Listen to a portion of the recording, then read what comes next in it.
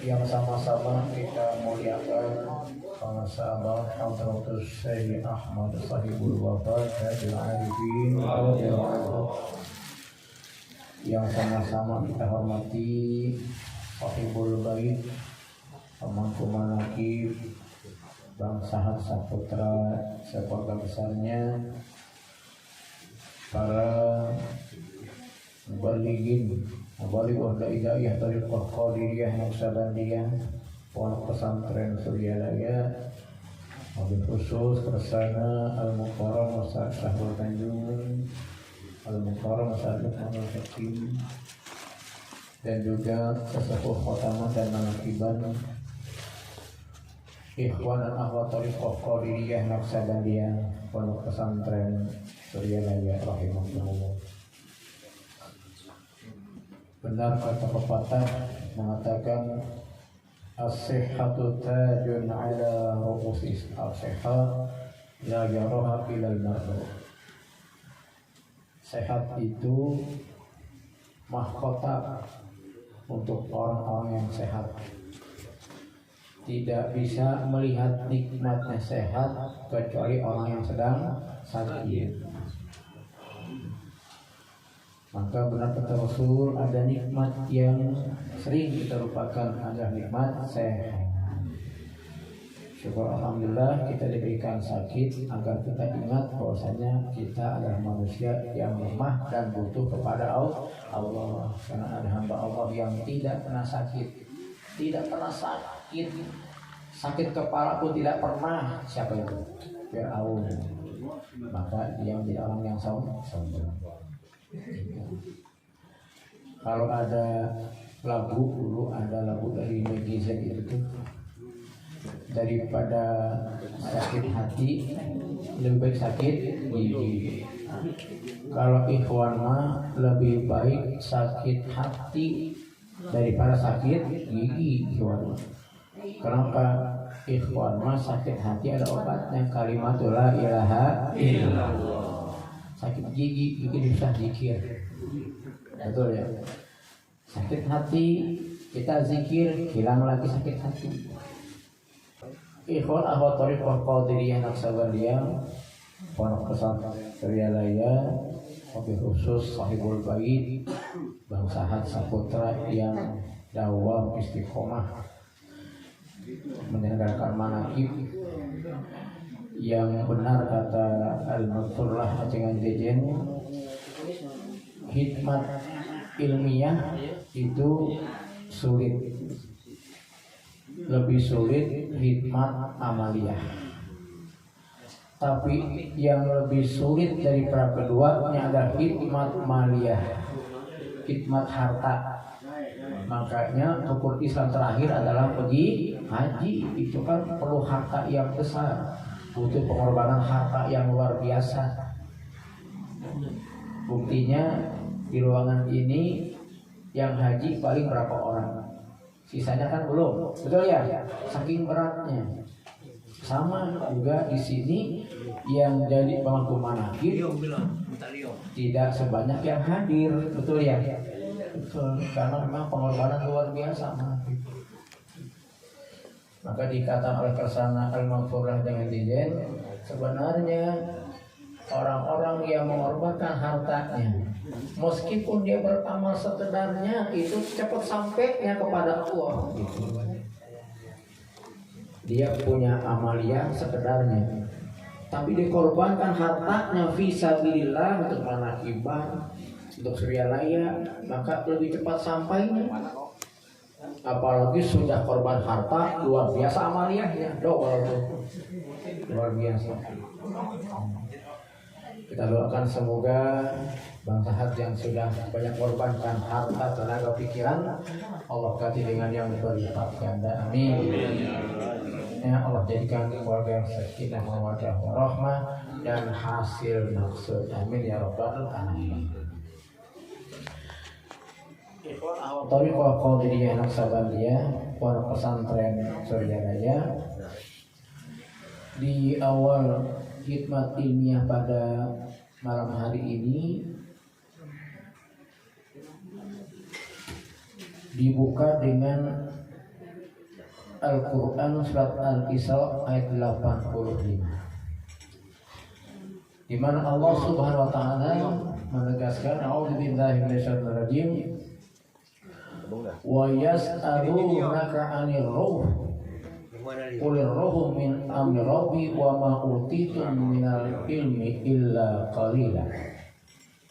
Al-ayat yang artinya, dan mereka bertanya padamu ya Muhammad tentang ruh. Qul ruhu min amri rabbi, katakan ruh itu adalah urusan Allah. Wa ma utitum minal ilmi illa qalila. Kalau terjemahan dari tafsir yang umum disebutkan, dan tidak aku berikan ilmu tentang ruh kecuali sedikit sekali. Makanya kalau di pengajian umum itu para kiai ajengan jarang membahas tentang ruh. Apa dalilnya? Itu wa ma utitum minal ilmi illa qalila. Tidaklah aku berikan kau ilmu tentang ruh, kata Allah, kecuali sedikit. Maka jarang ada ceramah di luar thariqah itu membahas tentang ruh. Padahal ruh ini adalah komponen yang lebih penting sebenarnya daripada jasad. Karena jasad itu kan sebenarnya adalah cangkang. Apa cangkang itu? Bungkus casing. Yang casing ini sesuai dengan tahun diproduksinya, dan wajah kita itu biasanya mengikuti cetakan orang tua kita. Betul ya? Jarang orang tuanya, ibunya rambutnya lurus, bapaknya lurus, anaknya keriting, jarang ya? Repot urusannya itu. Bapaknya kulitnya putih, ibunya putih, anaknya itu. Jarang lah, bukan tidak jarang. Tetapi ruh kita itu sama umurnya. Baik itu ruhnya Nabiullah Adam alaihissalam, sama nanti ruh orang yang dilahirkan menjelang hari kiamat, itu sama usia ruhnya. Dan ruh itulah nanti yang akan dimintakan pertanggungjawaban oleh Allah Subhanahu wa taala ketika jasad kita hancur dimakan tanah.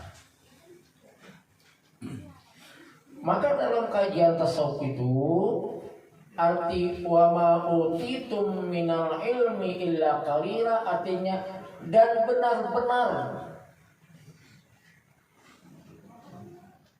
aku berikan pengetahuan tentang ruh itu dengan kadar yang sedikit. Beda artinya. Dan benar-benar aku berikan pengetahuan tentang ilmu tentang ruh itu dengan kadar yang sedikit. Sedikit menurut ukuran siapa? Allah. Kalaupun itu samudra yang begitu luas, kita masukkan ujung kuku kita itu ke samudra itu, kita angkat, ada air yang menempel di ujung kuku itu, itulah ilmu yang ada di dunia ini. Dari samudra yang begitu luas, itulah ilmunya Allah. Ilmunya kita dunia ini hanya seujung kuku dari samudra yang luas itu. Maka qaulil menurut Allah jelas tidak sama dengan qaulilnya menurut kita.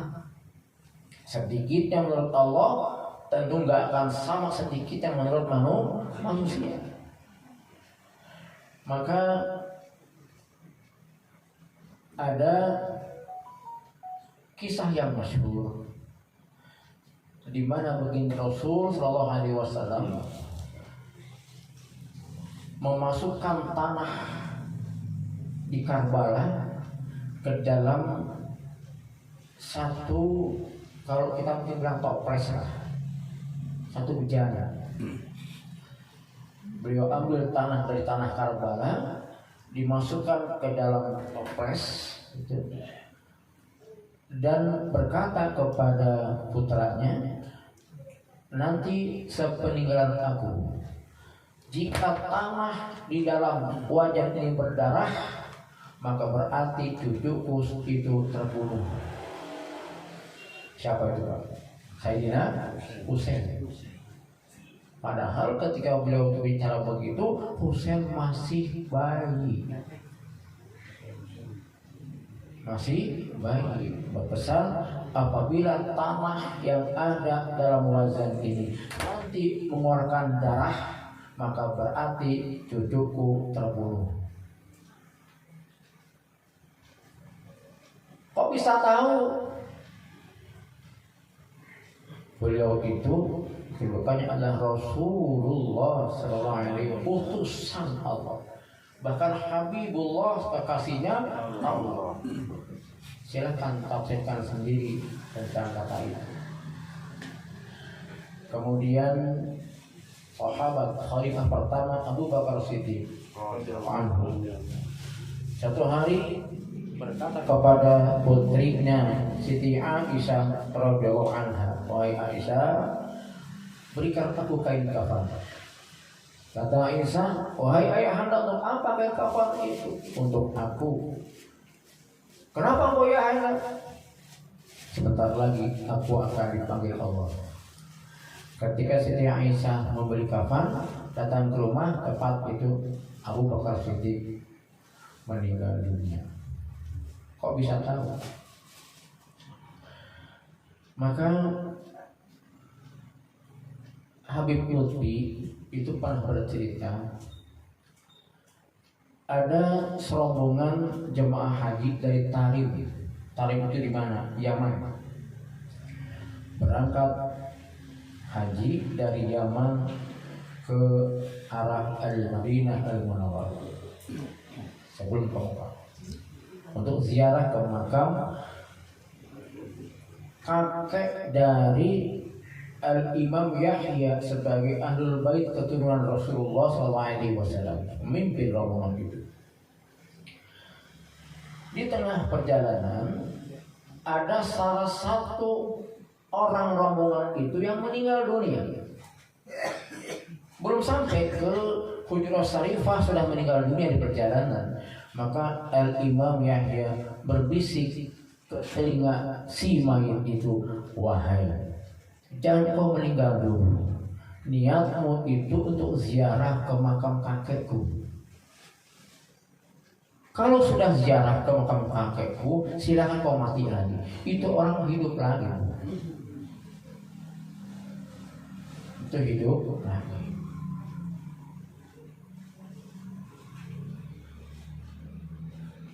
Ada cerita yang masyhur di kalangan kita, Ikhwan dan Ahwat Thariqah Qadiriyah Naqsabandiyah, pondok pesantren Suriaya, dan ini diceritakan oleh si pelakunya sendiri, bukan katanya lagi. Dia menceritakan tentang kisahnya. Wakil talqin dari Malaysia, Pak Guru Zuki Suja. Beliau bercerita suatu hari diajak pengasahabah untuk ke tengah lautan menggunakan sampan. Di situ ada dialog antar pengasahabah dengan Pak Guru Juki. Kalau engkau aku lempar ke dalam laut, bagaimana? Dalam hatinya itu pasti mengatakan pasti mati. Gimana bernapas kalau sampai jatuh ke dalam laut? Kan begitu kan. Tapi karena memang yang nanya itu adalah pengasahabah, gurunya yang beliau sangat muliakan, maka jawabannya adalah itu mah terserah pengasahabah. Terserah pengasahabah. Maka didoronglah Pak Guru Juki ini ke dalam lautan. Hidup seminggu di dalam air.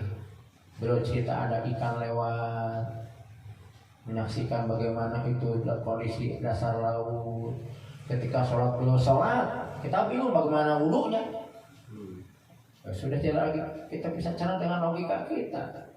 Bagaimana wudhunya, bagaimana ganti pakaiannya, bagaimana dia nggak pakai selimut kedinginan, macam-macam lah udah. Otak kita sudah bicara begitu kan. Ada sekitar seminggu kemudian seperti ada sorban yang masuk ke dalam air, beliau pegang dan diangkat dan itu para sahabat ada di atasnya. La ilaha illallah. Maka ikhwan ahwat tariqah Qadiriyah Naqsabandiyah, pondok pesantren Surya rahimahumullah ini bicara masalah maka dikatakan oleh Syekh Abdul Qadir Al-Jailani, sesungguhnya Syekh Mursyid itu adalah al-ab ar-ruhani, bapak ruhani kita, dan kita adalah al-aulad ar-ruhaniyun. Kalau pengasabah itu adalah bapak ruhani kita, maka kita adalah anak-anak dari ruhaninya pengasabah. Amin. Karena kita adalah anak rohani dari guru mursyid, maka beliau itu adalah murabi ruhina, yang merawat ruh kita,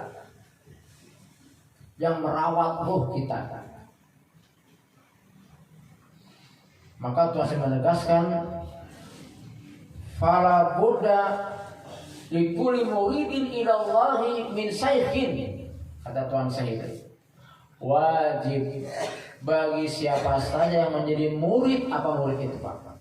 Murid itu adalah fakir daripada aroda, ingin, punya keinginan, punya kehendak. Murid kita nih murid. Muridnya siapa? Allah. Hanya perantaranya adalah guru mursyid. Itu. Al-muridu mubtadi wal murad muntaha. Murid mubtadi, kita ini mengawali niat kita untuk menghadap Allah, menuju Allah. Murad itu muntaha, Allah adalah titik akhir kita. Tetapi kata Tuhan saya, fala budda likulli muridin ilallah min saykhin, harus dengan pembimbing. Maka kita sering mendengar kata wali mursyid. Ya. Ada wali, ada mursyid, itu dua kata. Waliyan mursyidan. Kalau dalam tafsir Jailani itu dijelaskan bahwasanya ada al-waliyu, ada al-mursyidu. Sunan Bonang, Sunan Ampel, Sunan Kalijaga, Sunan Giri, itu adalah wali. Sunan Gunung Jati itu wali. Alladzi yuwali amruhu, yang Allah berikan dia itu wewenang bisyafa'ati, dengan doa-doa mereka, dengan bantuan doa mereka, liyunjidan nasa minad dolal al-fitri, agar mereka itu bisa menyelamatkan manusia dari kesesatan fitrah kita. Kita ini manusia adalah makhluk yang fitrah. Alastu birabbikum qalu bala syahid, itu fitrah kita, mengakui Allah Tuhan kita yang kita sembah, yang kita taati, yang kita tunduk, itu fitrah kita. Tapi setelah lahir ke dunia bagaimana? Ada yang nggak sholat kan?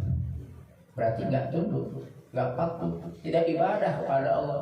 Wa ma khalaqtul jinna wal insa illa liya'budun. Tapi nggak ibadah kepada Allah, dolal fitrahnya, sesat fitrahnya. Harusnya menyembah Allah, tidak menyembah Allah, malah mensekutukan Allah, sesat fitrahnya.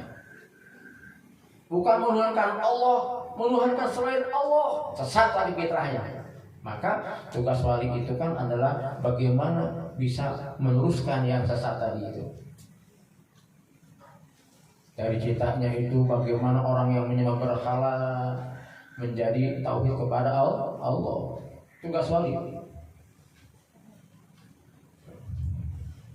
wal wabal al-jabali, dan musibah yang sangat menggunung yang besar akibat dosa dan maksiat kepada Allah. Itu tugas wali. Tetapi bukan itu saja, mursyid itu adalah ayursyidahu ilal manhaji rasyad wa tariqis sadad. Artinya bukan sekedar mengarahkan saja, tapi ngasih alat, ngasih metode, memberikan thariqah. Itu mursyid. Artinya setiap mursyid pasti wali, tidak semua wali itu mursyid. Sunan Bonang punya thariqah. Kalijaga ada thariqahnya? Tidak ada. Mereka wali, tapi bukan mursyid karena tidak memiliki alat, tidak punya thariqah, metode untuk menyampaikan muridnya kepada Allah Subhanahu wa Ta'ala. Anda tersesat, sekarang Anda benar, lurus sudah ibadah. Anda dulu menyembah berhala, sekarang Anda menyembah Allah, sudah, teruskan itu. Tetapi kalau mursyid itu tidak cukup itu, memberikan metode, thariqah, alat, dan terus dibimbing karena sebagai bapak rohani, dan kita sebagai anak rohani dari bapak rohani.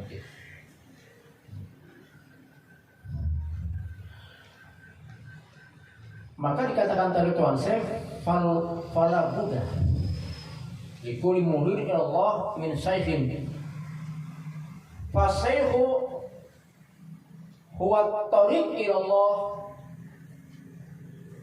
Syekh mursyid itu sesungguhnya adalah tariq, jalan menuju Allah. Kalau kita ke Surabaya itu di atas lemari madrasah ada hadza maftahul hadhil madrasah maftahul tariqah qadiriyah naqsyabandiyah. Bukan miftah Pak, maftah. Beda. Kalau miftah itu kunci, maftah pembuka. Maftah itu pembuka, beda. Tidak semua kunci itu menjadi pembuka. Tapi maftah pasti miftah, gitu bahasa Arab begitu. Maka dikatakan bukan miftah thariqah, maftah thariqah qadiriyah naqsyabandiyah. Siapa itu? Pengasas. Namanya boleh thariqah qadiriyah naqsyabandiyah, pondok pesantren Suryalaya, tapi sungguhnya apa itulah thariqah yang sesungguhnya. Belum tentu orang yang mengatasnamakan mursyid thariqah itu jadi thariq ilallah, belum tentu Pak. Belum tentu. Orang yang mendirikan thariqah itu harus banyak syaratnya. Yang syaratnya itu bertebaran dalam kitab-kitab tasawuf. Dan semua syarat di kitab apapun namanya itu semua ada di pengarsa Allah. Mau kitab apa kita buka?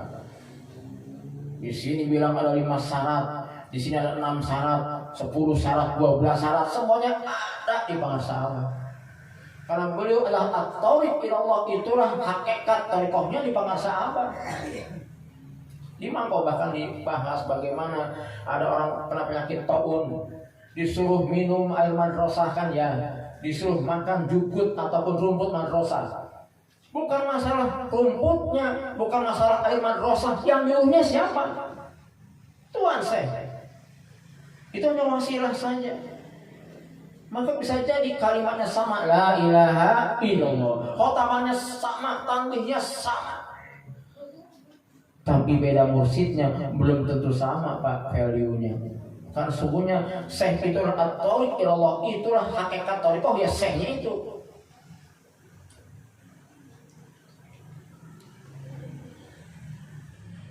Wal adillah ilahi, dan Syekh itu adillah itu adalah petunjuk. Dan petunjuk itu karena ruhani itu sifatnya abstrak Bu. Kalau kita ini camping itu ada mencari jejak pramuka. Apa namanya itu? Kita camping Itu ada acara cari jejak pramuka. Itu ada nanti dikasih ada kerikil mengarah ke depan. Ada panah mengarah ke samping kiri. Kita ikuti tanda panah. Itu yang zahir. Yang batin bagaimana? Kita nggak tahu. Tetapi guru tahu. Mursyid tahu. Yang menurut kita adalah goib, bagi mereka adalah zahir atau nampak. Nah, kita ini ikuti saja bagaimana kita menempatkan kalimat la ilaha illallah seperti yang Bapak Ibu terima ketika kita talqin zikir. Kapan kita menarik la, di mana kita menempatkan ilaha, di mana kita masukkan illallahnya, itu kan sudah dijelaskan ketika ditalqin. Ikuti saja itu. Itu adalah jalan adillah petunjuk menuju Allah. Wal babul ladzi yadkhulu ilaihi, dan sesungguhnya mursyid itulah sebagai pintu gerbang yang menuju Allah. Maka bicara masalah tadi bab manqabah tentang kematian,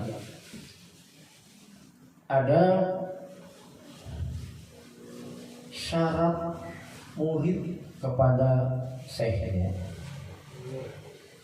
Yang pertama, murid itu harus berbaik sangka kepada guru. Baik sangka itu nanti akan melahirkan yakin, atau bisa jadi yakin itu bisa melahirkan baik sangka. Baik sangka yang pertama. Yang kedua adalah sabar.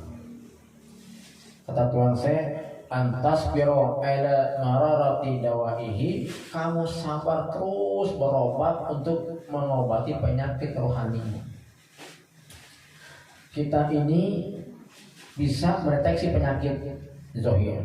Saya alergi. Alergi apa? Alergi suhu. Jadi kalau mandi sembuh. Mandi sembuh. Nah, mandi sembuh kan dingin, pakai jaket, pakai sweater, nanti suhunya naik lagi, naik lagi itu. Pulang mandi sembuh lagi. Sembuhnya itu karena mandi. Bisa 4 kali, 5 kali mandi, karena ketika mandi plong, seger lagi. Tapi ketika sudah hilang itu air mandinya, merah lagi. Kita bisa deteksi, tapi penyakit rohani kita kan lebih banyak daripada penyakit zahir. Maka kata Tuhan saya, antas biro ala mararati dawaihi, sabar terus obati penyakit rohani. Jangan pernah kita berhenti zikir, jangan pernah kita berhenti khataman, jangan pernah kita berhenti manakiban. Terus perbaiki diri kita, obati penyakit rohani. Sampai kapan? Hatta ya'tiyakal yakin, sampai kita meninggal. Udah, hatta ya'tiyakal yakin, sampai kita mati. Beres tugas kita. Sebelum mati, amalkan terus. Enggak lama kok waktunya. Tidak lama, sebentar sampai kita mati, beres, tuntas. Nah, itu dalam bahasan ini bahwasanya mati itu ada yang sifatnya mautul jismani, ada mautul ruhani. Ada mati jasmani, ada mati ruhani. Dan mati jasmani ruhani ini pun terbagi lagi, ada yang sifatnya bin nuroniyah, ada bizulmaniyah. Kematian jasmani ada yang gelap, ada yang terang. Ruhani pun sama, ada yang gelap, ada yang terang. Zulmaniyah, nuroniyah. Kematian jasmani yang nuroniyah adalah husnul khotimah. Itu jasmani kita nuroniyah, cahaya. Meninggal dalam keadaan husnul khotimah. Sebaliknya, ketika kita jasmani bizulmaniyah, mati dalam keadaan su'ul khotimah. Ma'udzubillah min dzalik. Yang kita bahas ini adalah kematian ruhani. Ada yang nuroniyah, ada yang zulmaniyah. Kata Tuhan saya, man mata an rabbi faqad mata qalbuhu walau kana hayyan. Kata Tuhan saya, Barang siapa yang mati Tuhan dari kalbunya, tidak pernah ingat dengan Tuhan, yang tidak pernah zikir kepada Allah, yang mati padahal yang masih hidup. Itu namanya mautur rohani zulmaniyah. Kematian rohani yang zulmah, yang gelap. Meskipun hidup badannya, tapi itu mati karena tidak zikir kepada Allah. Maka di dalam hadis sahih Al-Bukhari mengatakan, "Masal ladzi yazkur rabbahu wal ladzi la yazkur rabbahu kamasil hayy wal mayyit." Orang yang zikir kepada Tuhannya dengan yang enggak zikir kepada Tuhannya sama orang yang mati, hidup dan mati. Zikir kepada Allah berarti dia hidup. Enggak zikir kepada Allah berarti dia mati.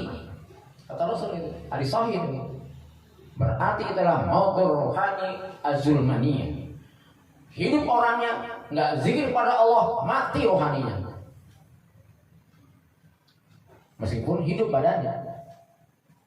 Enggak zikir kepada Allah, mati berarti rohaninya.